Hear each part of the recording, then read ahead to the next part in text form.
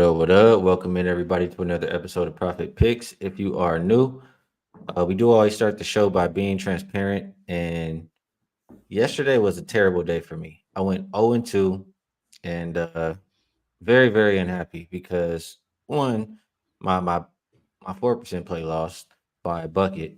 And two, I made a bet on the Lakers, thinking Anthony Davis would be in and be the key for the game, and he was announced out. So unhappy with the results and taking it a little easier these last couple days before playoffs start. Veno, how have you been? We don't usually have you on Wednesdays. How you doing today? I'm good today, buddy. You got me today because I won't be here tomorrow, but we'll be back on Friday. And actually, the NBA's been good. 3-0 last night. I think Nice. since the 1st of April, number one in profit leader at Wagertalk since the 1st of April. So this month has been good overall. Needed a break last night, Skee, to be honest with you. I needed that double overtime in Miami, Atlanta, because I had over. And sometimes you get lucky, how many of those do we lose? So we take them when we get them. But Absolutely. yeah, otherwise it was pretty easy. I had the Golden State team total over, which they just came out and shot lights out. And I had the Mavericks Charlotte game What over. was So the we did number, have a by the 3 way, 0. on What's the that? Golden State team total? It was 116.5. Okay. Yeah, they flew over that. They were shooting it really well. A little bit of motivation. I did I see. think they shot 65% from three. Yeah, it was crazy. And you're happy when you get them like that. But I will say I did sense some of your anger on Twitter or X or whatever it's called nowadays when I was asking extremely. AD a headache. AD, come on, man. You know what's crazy about that? I did the entire day yesterday. I forget how many shows I did. What was yesterday? Tuesday? I think I did 2 shows. I had a hangover headache all day. All day. The entire show. And it was what, 15 games? I played games with a headache. I was extremely annoyed by him sitting out with for a headache yesterday. Um, but it's a new day. So It's we a got new day. 8 games to talk about here on the slate. We'll see if we can find some ways to make money. And Rob has been hot, so we'll lean on him. I'm looking in the chat. Doesn't look like anybody got it correct today. So I guess we'll just have to double up the bonus for Friday. You'll be here Friday, right? I will. Okay.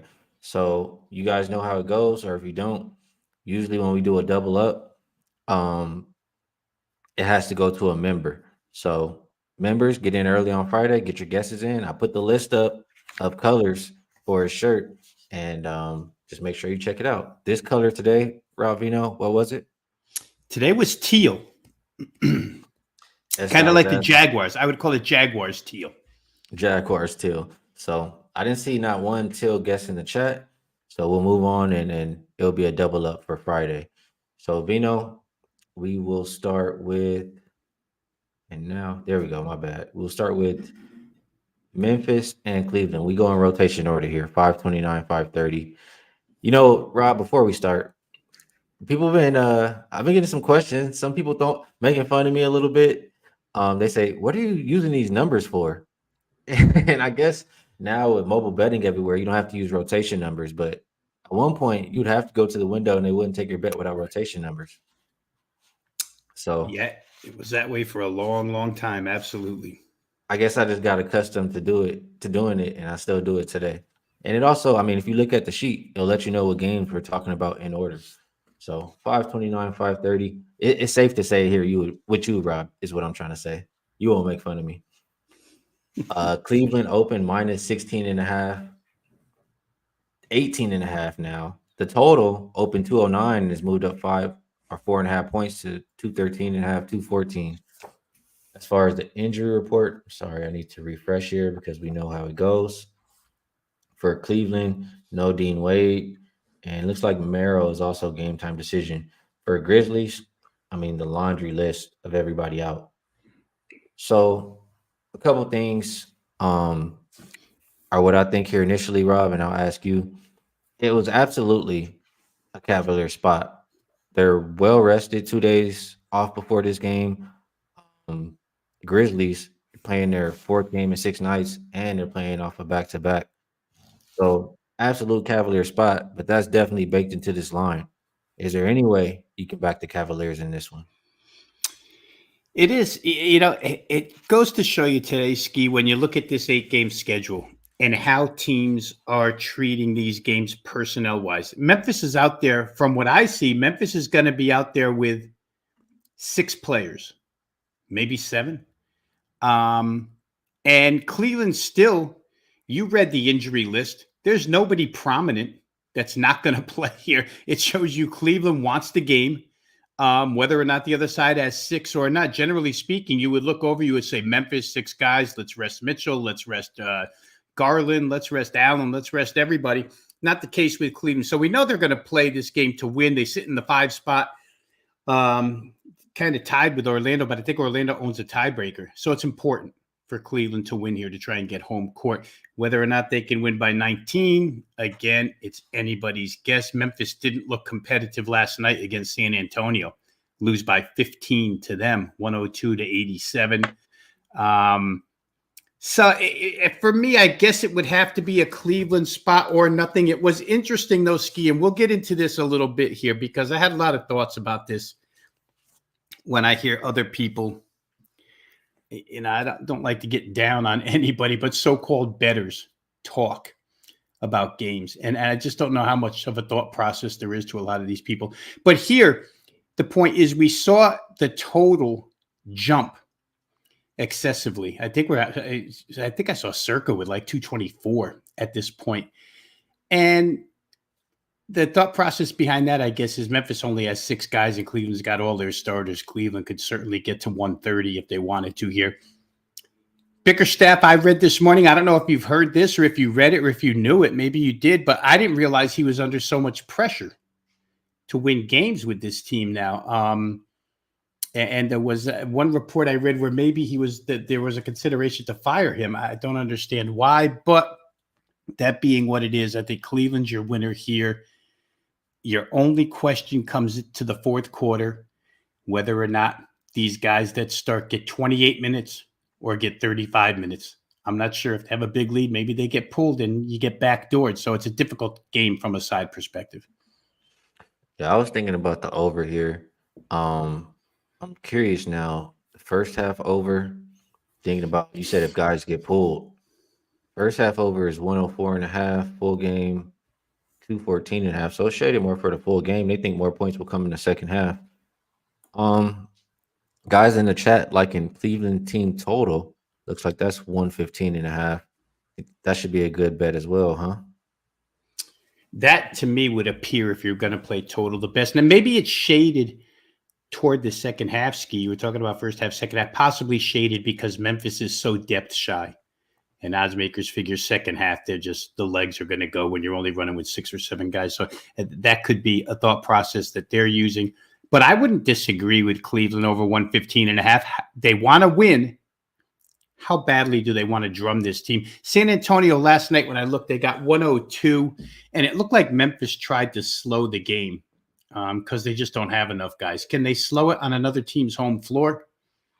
Especially this team, I'm not sure. All right. And I guess for myself, there's no way I could lay this with Cleveland and just feel good about myself. I think that points, whether it's first half or full game, will be the direction I look. Team total, also a good choice. Let's keep going down the list here. We have 531, 532.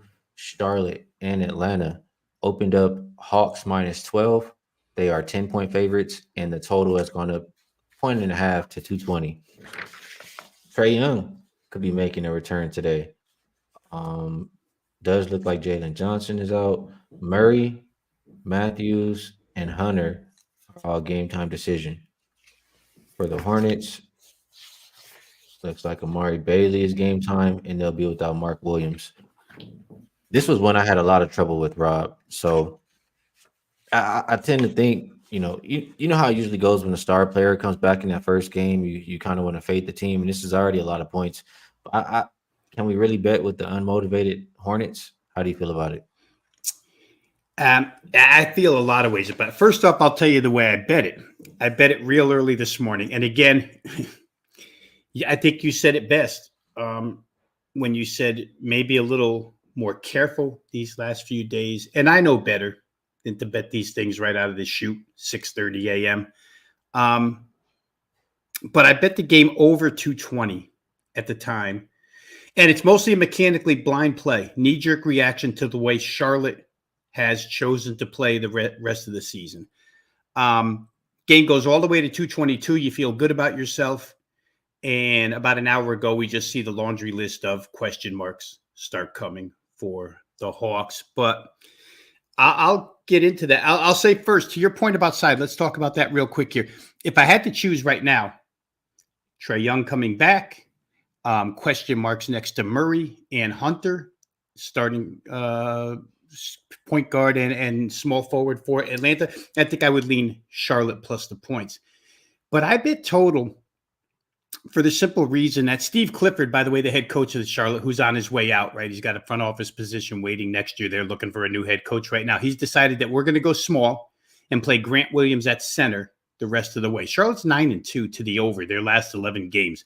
Williams has played starting center every single game in April so far. Last night was another one. I had Mavericks Hornets over.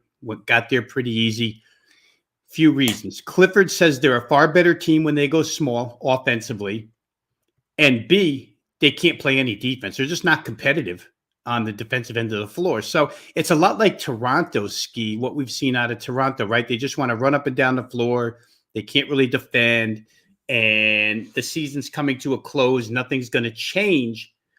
And so I'm just in this mode where I wake up and play Toronto in some capacity over, and here with Charlotte in some capacity over. Hornets, for what it's worth, 107 points per game in the month of April. That's up by 7 or 8 points the 10 games prior. And those 107 include a game where they only scored 86 against Portland. I think that you see a step down in class here defensively if you're Charlotte. You faced the number one ranked Dallas defense last night. Dallas, of course, over the last 15, 20 games have been phenomenal defensively. Here you get the Hawks, who are 24th in defense over the last 15 games. So step down in class. Charlotte should be able to score on these guys. And let me make this point, because this is, just somewhat of a, when you're digging into these games type of point.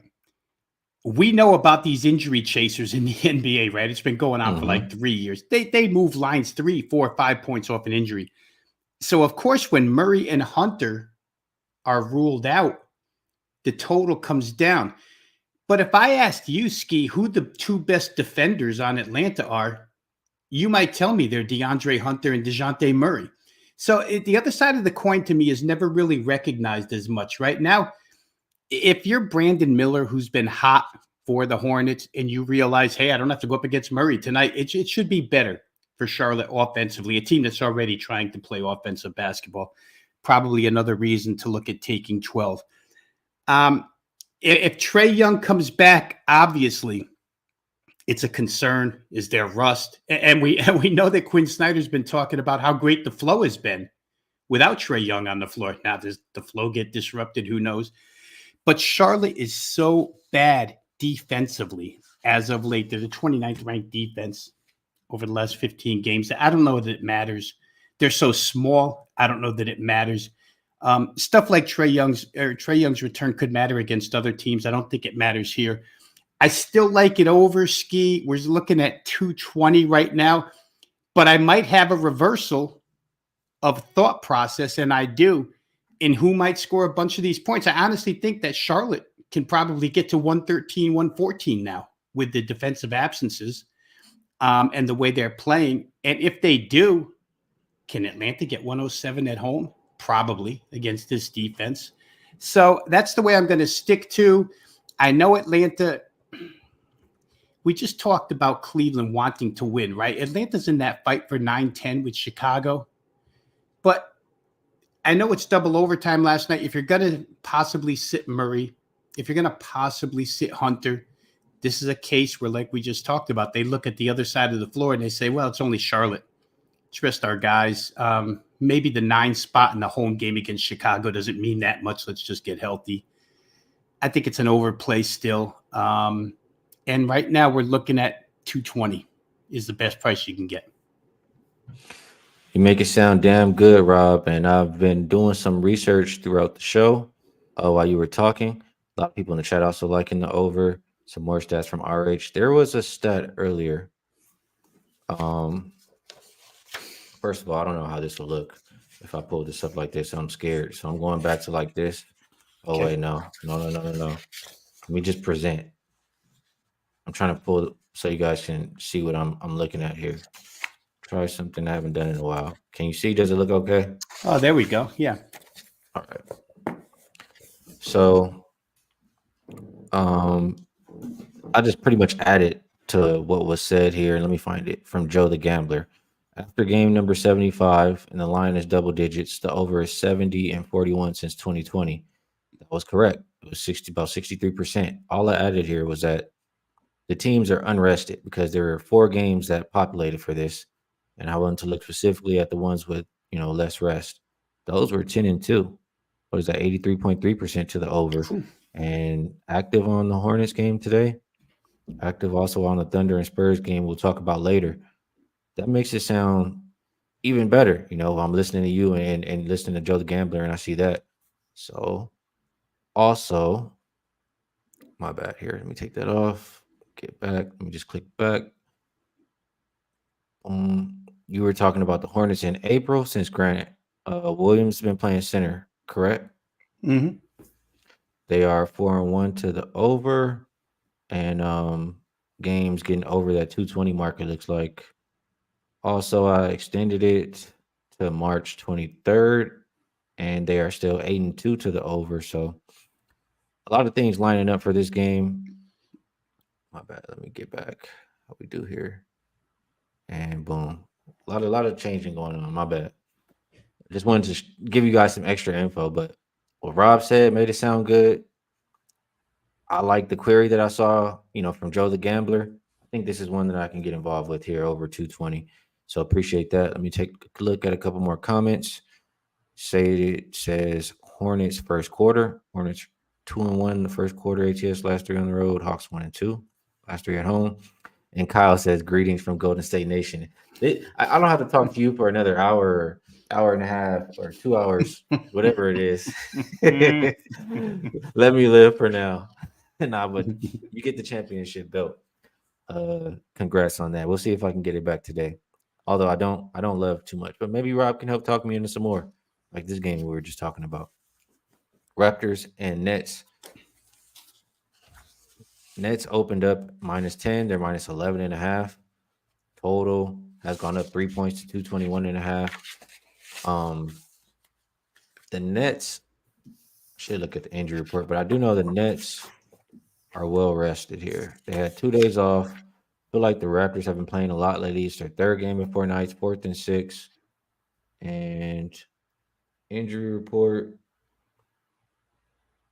Finney Smith, Martin, all out.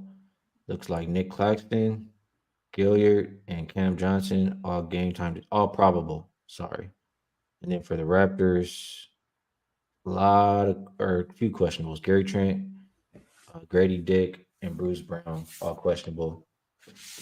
RJ Barrett out, Kelly Olynyk out, and a lot of the other usual suspects. So I can understand, even though, Nets don't have really anything to play for, etc. Toronto's kind of depleted here, and they have a lot less rest. So is that enough to get there with the Nets -10 for you, Mr. Veno? Well, it could be. It could be, but I'm already involved in the game, so I can't. I hate playing side and total because inevitably I get one right and one wrong. I did play total, and again, I played it mechanically early this morning before RJ Barrett and Kelly Olynyk got listed as out. It had risen from 218.5 up to 221 or 222 even. But let's go through it. Toronto, you talked about, they're not as well rested. I'll speak from their side first. The person who is rested is Emmanuel Quickly. He didn't play last night. They gave him his rest last night, and we know that that's the key that ignites this engine for Toronto. They're the 30th. We talked about Charlotte being 29th in defense. Toronto's 30th. Just not stopping anybody. Didn't stop anybody last night. Indiana got to 140. Probably stopped less people tonight without Olynyk and Barrett. And for the Nets, Cam Johnson, the ex-Phoenix Sun, back in the lineup here. Claxton back in the lineup here. So they get a couple pieces back that they didn't have Sunday. When, by the way, they put up 77 points. It was their season worst. They shot 34% from the field, 23% from three. And, I mean, you and I have done enough work together now where bounce back is big on my list of things. And NBA teams don't score 77 twice in a row, even if you are the Brooklyn Nets. And when you're playing a defense that's this lousy, you have to believe that with their starting lineup back, and they're all, I mean, Schroeder, Thomas, Bridges, Johnson, pretty good scorers. So I think they'll have their way offensively here tonight. I would lean their way sidewise. And at the pace Toronto's playing, Skee, not only are they playing the lousy defense, but I think they're the number one pace team over the course of the last 5. I think it's number 3 over the last 10. And with Quickly back at the point guard position, it doesn't really bother me all that much that maybe Barrett and Olynyk don't play. So, Toronto's probably going to give up a whole bunch here to my reasoning for over, and by a whole bunch, I mean it should get around 120 for the Nets. If the Nets can get to 118, I think we win here. So I could certainly see Toronto getting to 105 at the pace they play. But that's where I'm at in that game. And if I had to look side, at this point in time, I don't know. Well, I mean, do you trust the Nets laying 11.5? That's really difficult to do. So I don't think I could play side, but I do like total. These games, Joe the Gambler, when he pointed that query out to you, it makes so much sense that after game 75, these double-digit games, because they're meaningless at this point, right? These teams don't care anymore. They're double-digit lines because one team is out of it entirely. And I think that's what we're seeing in these last 2 that we talked about. Just jump it up. Let's go play. Let's get ours. Season's 3 games from being over. We've seen a lot of overs the last few days. And so I think we'll see another one here. Yeah, I can't argue that. I think, market is moving that direction as well. I think that should be a good look for this game. We'll keep it moving. I want to just ask and clarify. Mike said we can't see the messages up top. Zoom out a little. Where are the messages up top? The messages are at the bottom of the screen, aren't they? And I can see them on my screen. So just want to make sure the comments are being shown on the screen. 535, 536, Dallas and Miami opened up Mavs -5 and is down to -2. Total opened 218.5 and is down to 214. Who's sitting? Is it Luka? Is it Kyrie? As of right now, neither one is on the injury report. Maxi Kleber is probable. Josh Green, game time. Lively out for the Heat.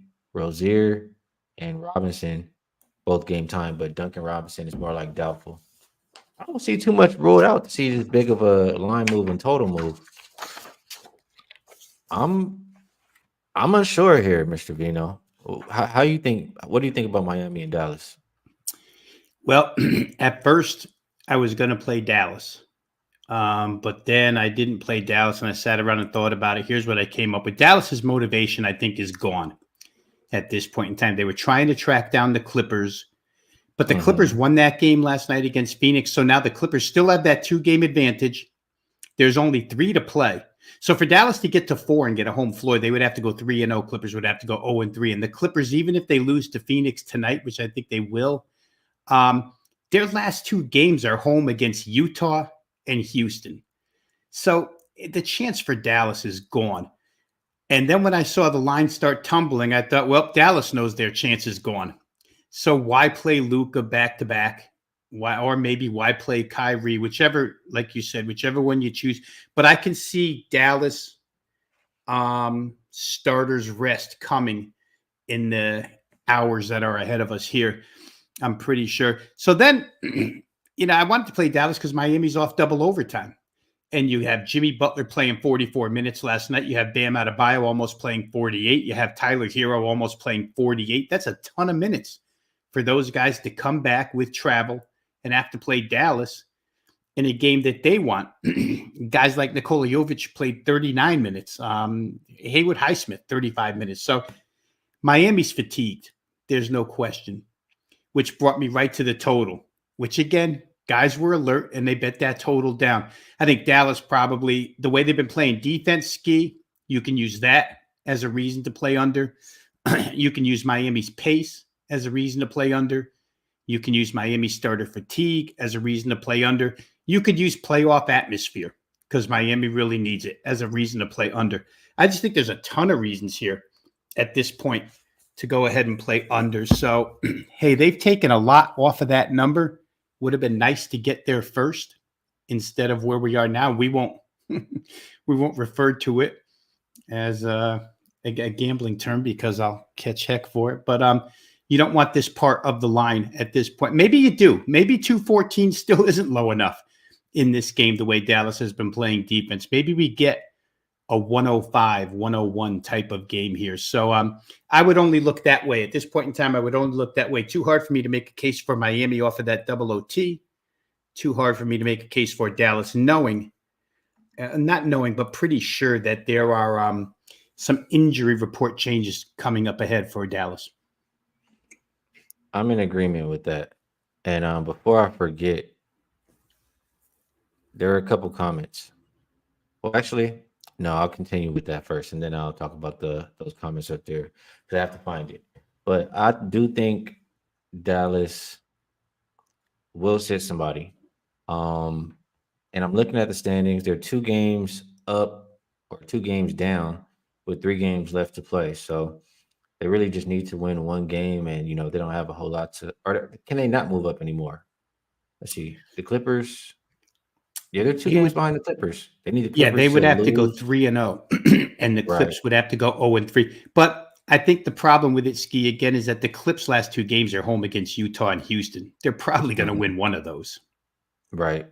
And then the Pelicans, I'm looking at them. They still have to play the Kings, the Warriors, and the Lakers. The Pelicans can definitely still lose. So I don't think the Pelicans will catch the Mavericks. I agree that the Mavericks aren't taking this game as serious as the Heat.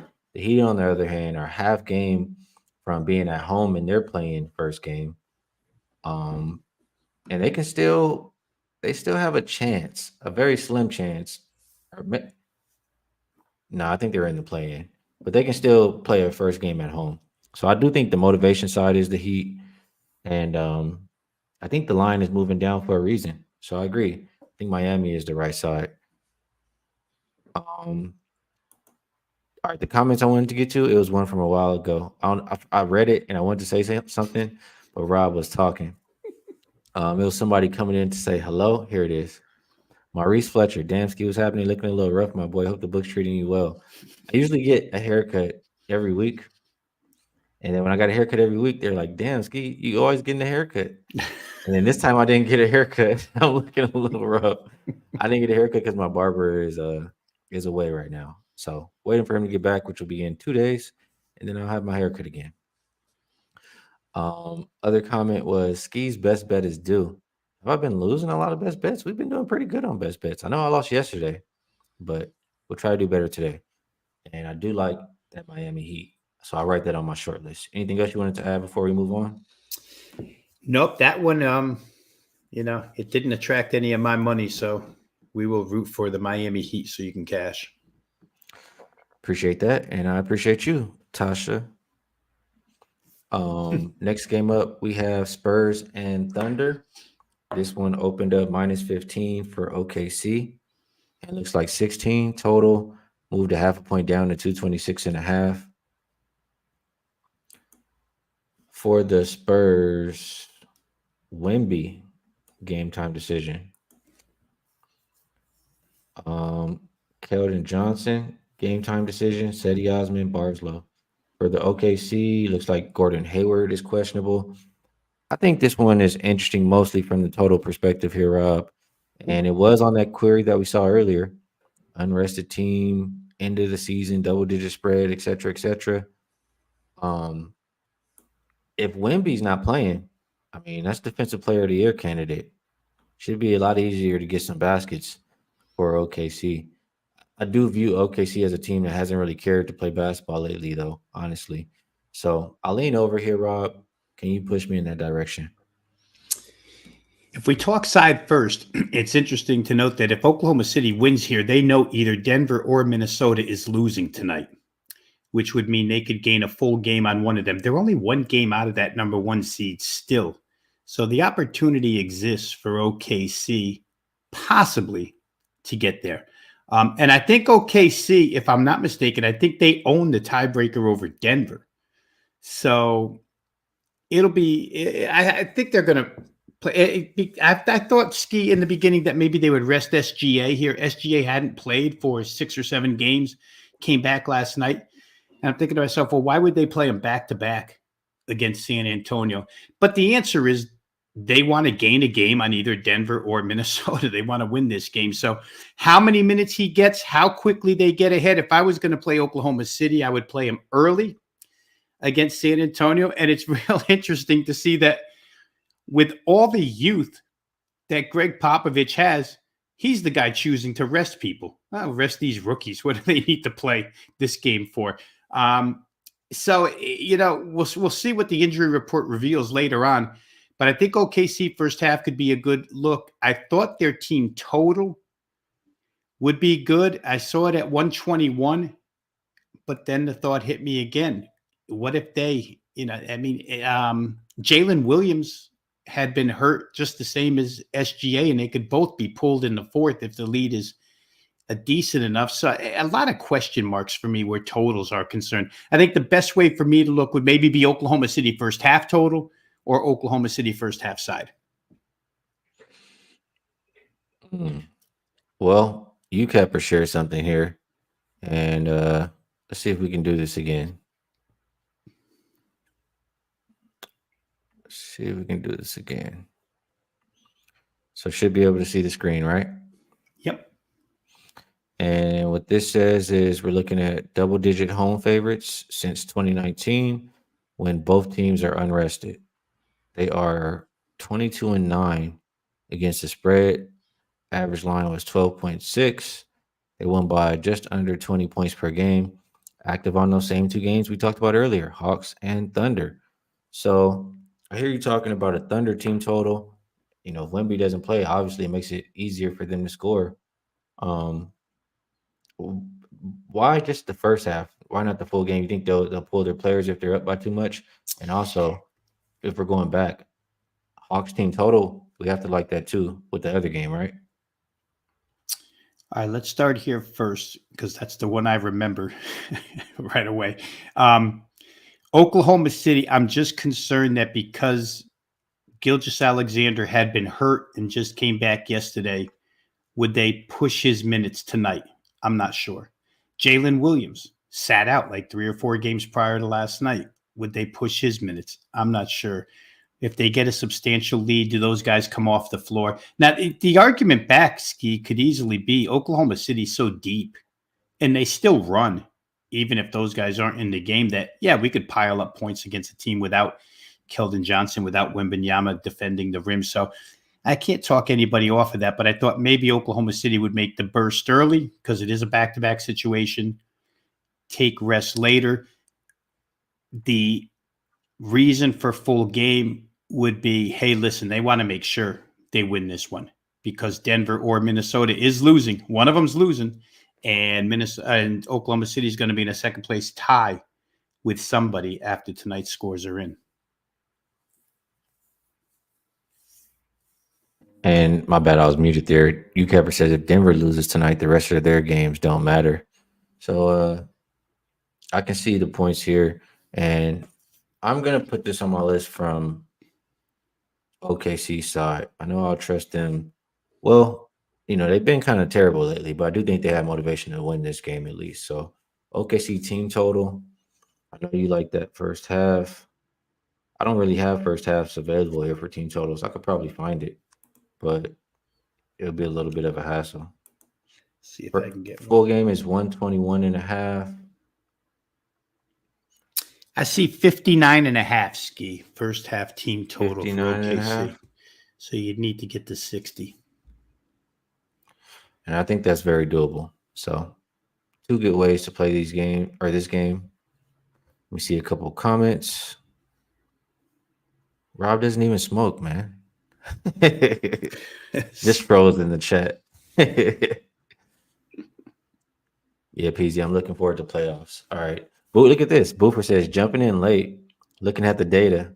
I was thinking Black or Jags Till today.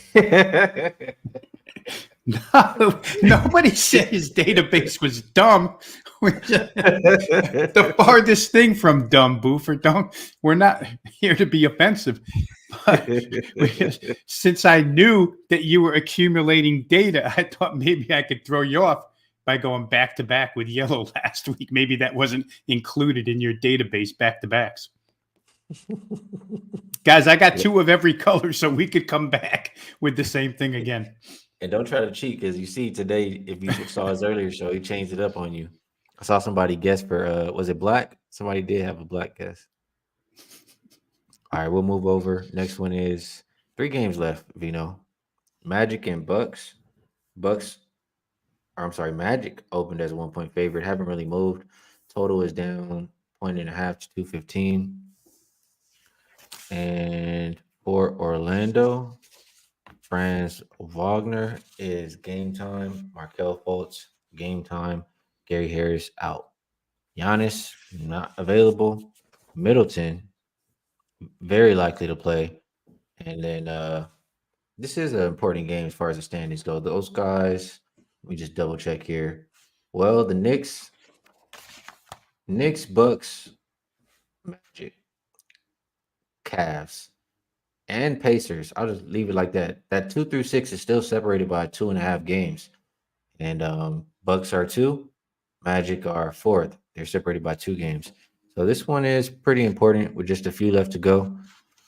Magic are we'll see who's out there tonight, but I think they're the healthier team if Giannis is going to be out for the Bucks.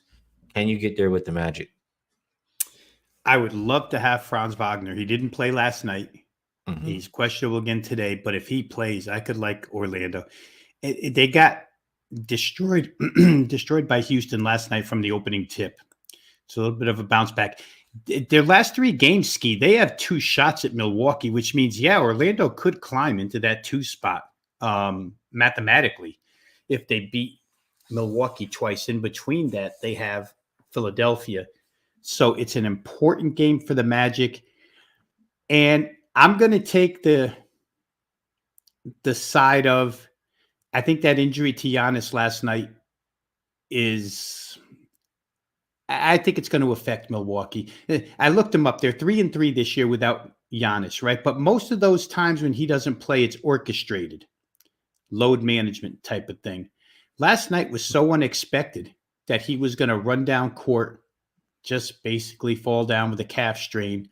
And they put so much effort into that game last night. You and I talking off air before we started here about how well Golden State shot the basketball last night. Milwaukee's first quarter was insane shooting the basketball. And it was the best game against that caliber of opponent that maybe they've played since Glenn Rivers took over as head coach. So I don't know that they can repeat that performance last night. I really don't think they can repeat it without Giannis. And I think Orlando comes back.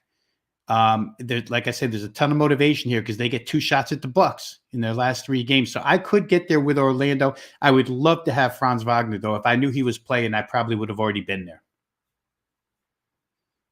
Yeah, I'm with you on that. I do think that's the right side, but especially after yesterday, I want to make sure some guys are available when I'm making these wagers. So I'll leave that one on the lean side for now. And game of the night here, huh? Minnesota and Denver. This one has Denver as a 6-point favorite, 5.5 at a shot or 2. Total coming down from 213.5 to 211.5. Let's double check the injury report because they both did play yesterday. And Aaron Gordon, questionable. Karl Anthony Towns, game time but doubtful. Same can be said for Clark. So, like I said, big game for both of these teams. playing for that number 1 seed. I think, I have a hard time betting against the Nuggets. That's just how I feel. I really do think they're on another level whenever they're healthy and they have their full starting five. It looks like going to be available as long as Aaron Gordon goes. So I would lean towards the Nuggets. I do think the Timberwolves are damn good. They do play the Nuggets tough, but just personally, it's tough for me to go against the Nuggets. Can you go against the Nuggets? I can't in this spot, Ski. This is probably, if we were just to rank the most motivated team tonight in these games, and there's a bunch of motivated teams, Denver would be at the top of the list simply because we talked about it earlier. Oklahoma City owns the tiebreaker over Denver. Minnesota owns the tiebreaker over Denver. They have to win this thing outright to make sure everybody comes through Denver. And I think Ronald pointed that out. If they lose here, then their games are meaningless the rest of the way out. So it's super important for Denver to get this win. And I wouldn't let 6 points get in the way of me betting Denver here. Sometimes we talk about that in the playoffs. Don't let the point spread bother you. Winner usually covers. I think that's more of a football thing than a basketball thing. But I would use that adage here in this particular case.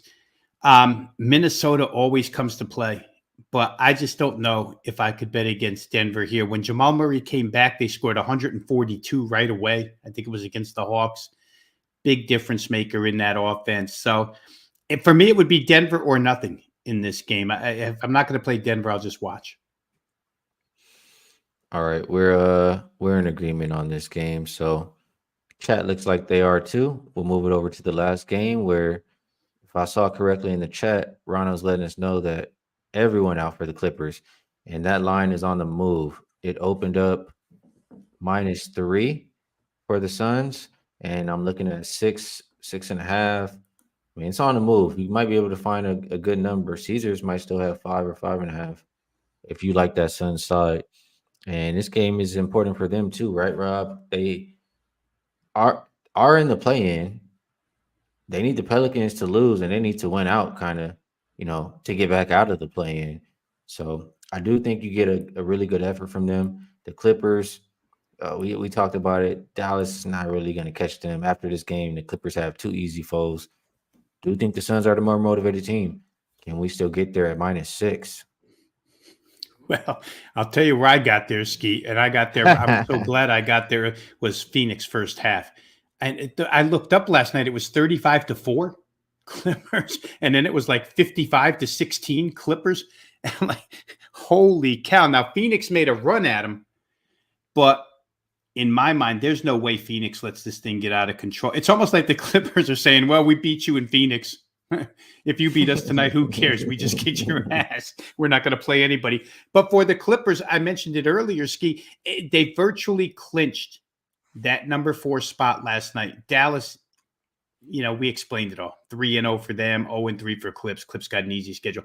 There's no reason for LA to play here. And Phoenix has to be frustrated. So I thought first half was a great bet. I'm looking here still, guys, you could catch 2.5s still. Maybe this is a delayed line service a little bit here because I do see some 3s out there now. But I think Phoenix, after the embarrassment at home last night in that first half, they come out of the chute really quick no matter who's playing for the Clippers and get the first half done. They could probably get the full game done if they really want to pour it on, but I do think they'll get first half done here. And first half is on the move as well. What number did you get? 2.5? Yeah, well, I got it really early this morning. I got 2. Nice. Yeah, it's as high as 4.5 at circa. But I do think they come out early. I agree with you in that sense. Really quick here, Rob. We did a pretty good job with these games today. I want to double back on something really quick, and that is Wemby has now officially been rolled out. So everything we talked about as far as, it should be a lot easier for OKC to score. OKC does need this game. That looks like a side. You prefer the first half, though, as far as the total. I was looking towards the full game. You think, it's on the move now. So I think we have to jump in here. Yeah, I'm just looking, Skee. I saw it. I mean, you don't mind mentioning sports books on your show. So I see Heritage and Bet Online jumped to 60 for OKC's first half total. There's still a lot of 59.5s out there, but I expect them to play good right away. So their first half team total looks good. Got to open up a couple of. Yeah, we open accounts and make bets on this show. Yeah, that's why I'm stuttering a little bit because I can't multitask while I'm doing this. We're not just gonna talk. We're trying to make some money too. So bear with us for just a second. We are hopefully you guys are, if you want to tail, you're doing the same thing right now. I think this game just got taken off the board. Let me see. Might have just got taken off the board at Caesars.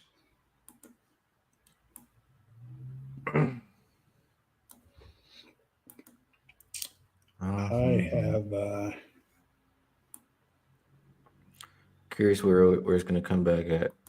I mean, the team total, I'm not seeing movement on the odds screen at least, but I have to think if the total's going up, team total is probably going to go up a little bit here.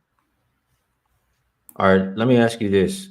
I know you said you have a hard time multitasking, but I'm going to try. Yeah.